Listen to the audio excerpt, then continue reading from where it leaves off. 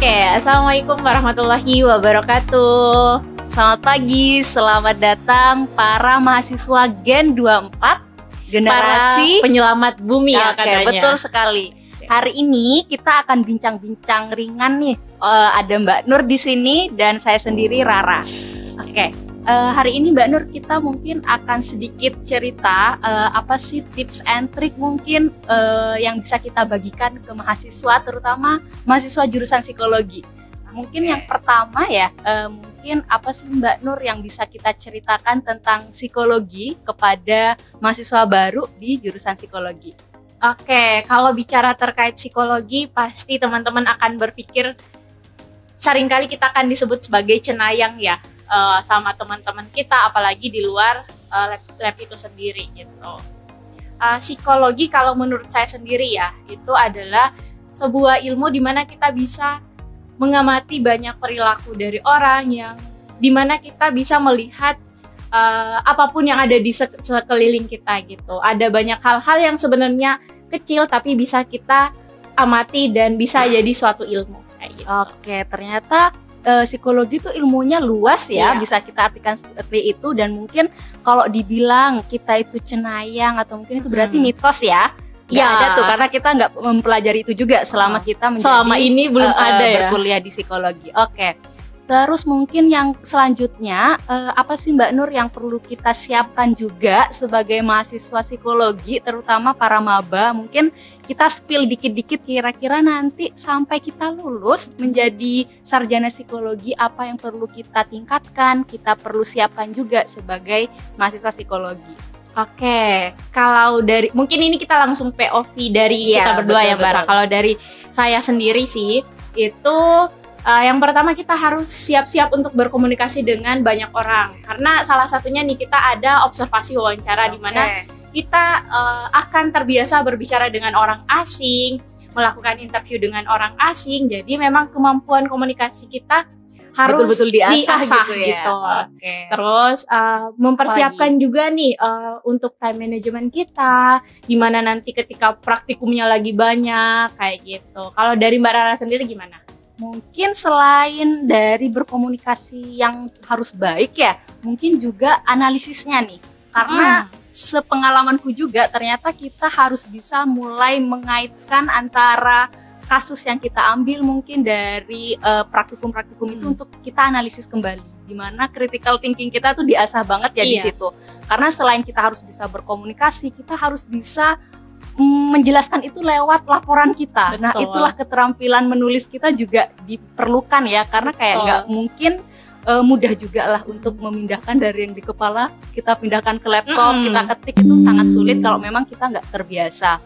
Tapi intinya selama mungkin hampir kita berkuliah ya sampai sudah sarjana sekarang, ternyata ketika itu kita latih sejak semester 1 bahkan itu akan lebih mudah juga gitu ya. Iya. Gitu. Apalagi harus dikaitin sama teori-teori terdahulu. Betul. Makanya mungkin ini kita bisa jelaskan juga ya poin plusnya dari psikologi UMM bahwa kita ini menekankan kepada applied-nya gitu. Jadi mungkin di awal adik-adik maba akan dilatih untuk mungkin paham dulu teorinya seperti apa, mungkin nanti akan dikaitkan seperti apa, baru nanti di semester-semester depannya kita akan mulai turun nih untuk praktikum dan seterusnya. Betul begitu Mbak Nur? Betul banget, apalagi jangan sampai ngira psikologi ini nggak ada praktikumnya.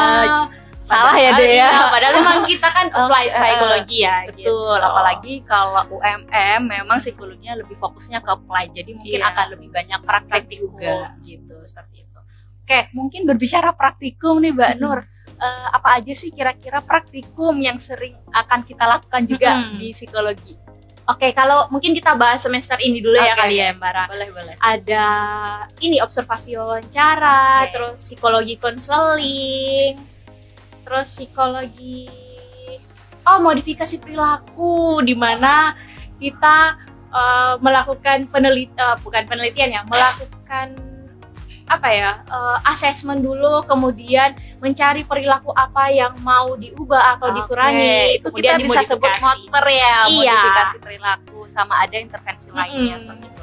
Oke, berbicara juga tentang praktikum nih, ternyata kita juga banyak terlibat dengan orang lain ya. Jadi nanti mungkin adik-adik maba akan diminta untuk mencari subjek seperti itu. Betul. Bahkan mencari orang yang belum kita kenal untuk kita jadikan subjek penelitian kita. Betul seperti itu. Iya. Nah, itu mungkin kemampuan yang harus adik-adik miliki juga untuk bisa tawar-menawar nih, kayak negosiasi.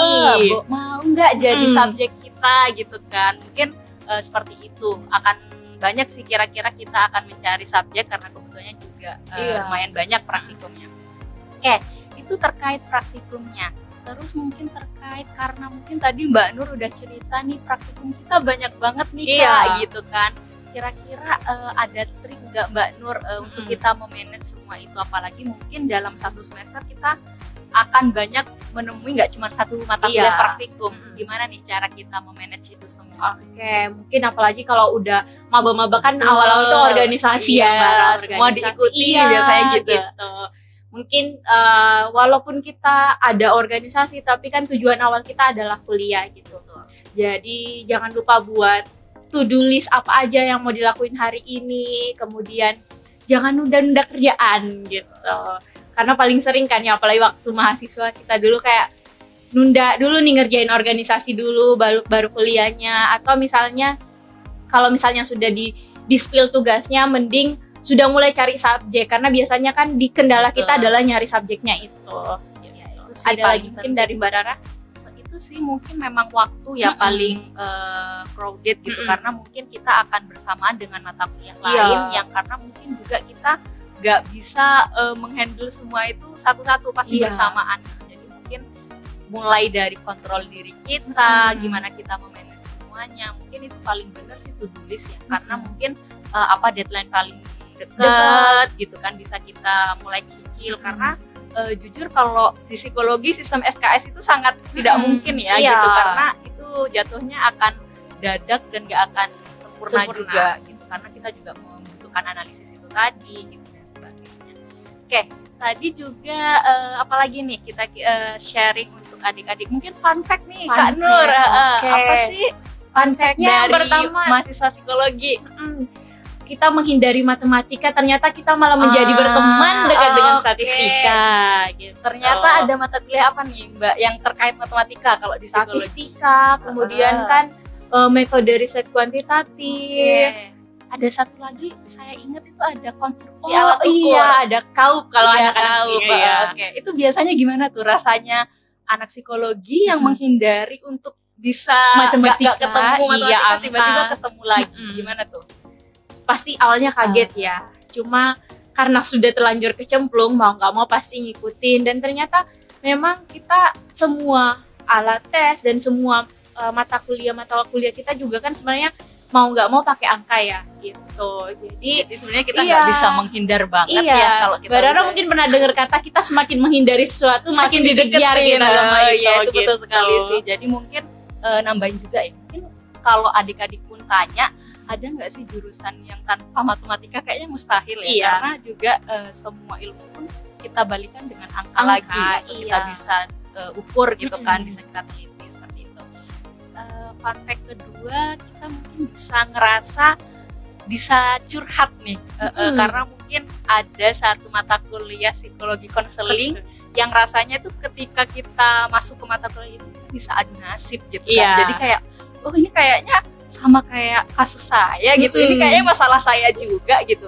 Jadi mungkin fun fact-nya dirasa kalau mahasiswa psikologi itu rawat jalan gitu ya. Tapi ternyata nggak juga ya Dek ya. Kita harus benar-benar sehat secara mental dulu baru bisa nih konseling orang lain. Jadi mungkin kalau dirasa rawat jalan itu mungkin kurang benar gitu ya. Karena ya itu tadi gitu kan, sebelum kita konseling orang lain, kita ngetes orang lain, sebaiknya kita sebagai calon-calon psikolog gitu ya harus sehat juga. Ya, bayangin aja kita lagi konseling orang, kita yang nangis kan.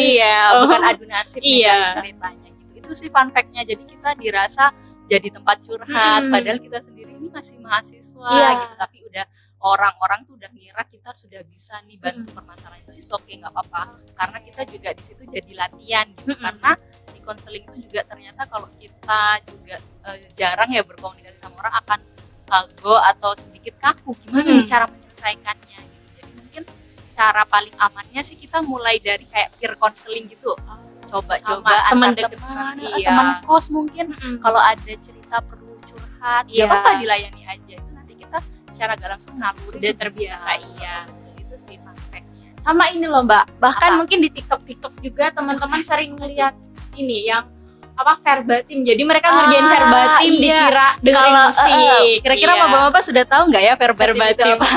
Oke, saya jelasin sedikit aja. Verbatim itu jadi kalau di dalam psikologi ketika kita mau menganalisis data melalui wawancara, kita akan membuat namanya verbatim. Verbatim itu adalah kalimat atau kata-kata yang kita sampaikan dalam wawancara kita tuliskan kembali. Iya. Termasuk sampai iya. kira-kira gimana itu semua kita ketikkan. Mungkin itu yang akan menjadi beban ya, Iya. karena mungkin aja ketika kita wawancara 5 menit aja itu verbatimnya sudah sebanyak itu Iya. ya. Dimana ketika kita menaruh itu untuk kita ketikkan Iya. ulang itu akan sulit banget. Itu sih mungkin struggle-nya, tapi menurut saya itu challenging ya, karena nggak semua hal bisa kita gituin. Mungkin di jurusan lain kita juga nggak dapet itu. Iya, gitu. betul. Apalagi juga verbatim itu kan akan kita pakai terus ketika kita menggunakan wawancara seperti itu.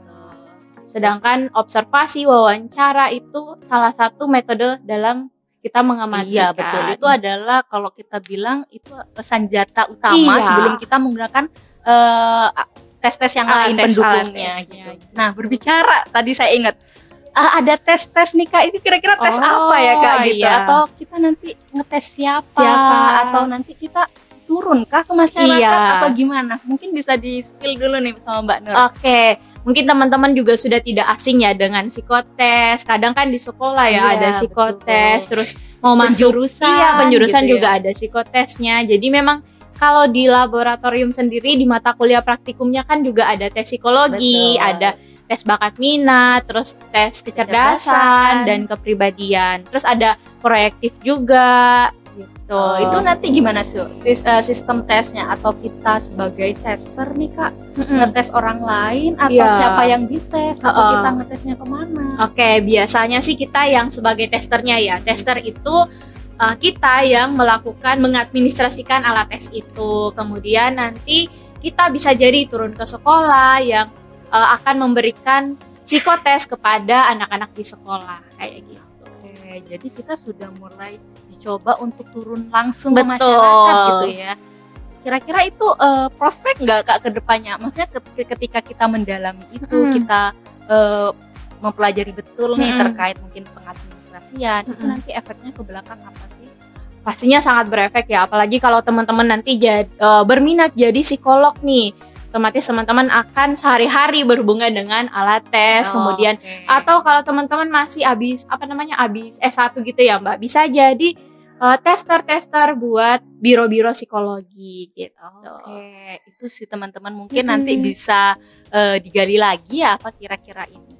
Oke, tadi Mbak Nur kita kan ceritanya kayaknya yang seneng-seneng aja gitu ya. Kita belum tanya nih kendalanya apa atau mungkin nanti kesulitannya apa. Nah, kira-kira boleh deh, ini mungkin bukan kendala yang berarti tapi mungkin akan teman-teman hadapi dan teman-teman harus siap gitu. Jadi kita mungkin bisa sharing di sini kendala yang paling kerasa gitu selama jadi mahasiswa psikologi itu apa?